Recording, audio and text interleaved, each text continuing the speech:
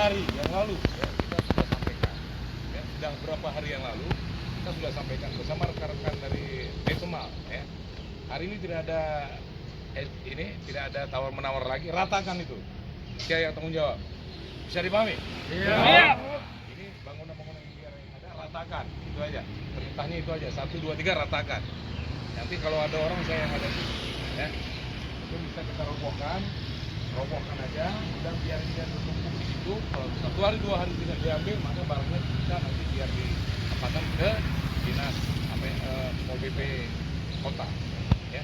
Karena ada barangnya ada tempat di mangkuk kita, ada tempat ada gudang. Nah, kemudian bangunannya ratakan aja dulu, ratakan semuanya dulu.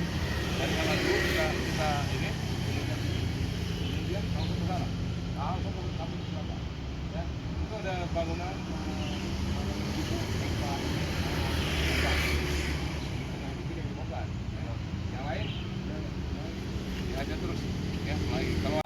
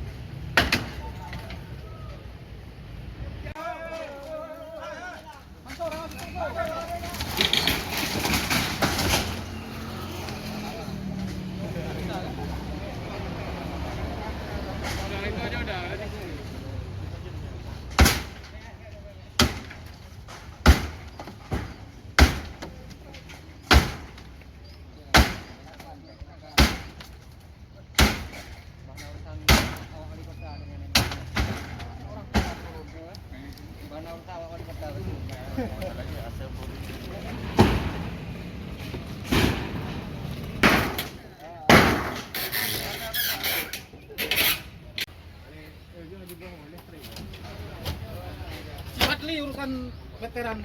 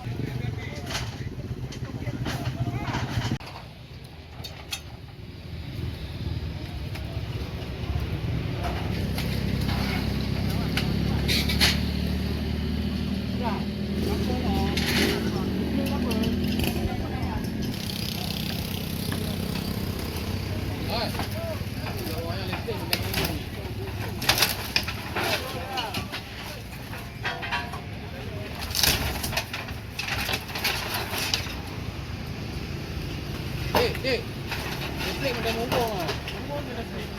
Ada apa ya?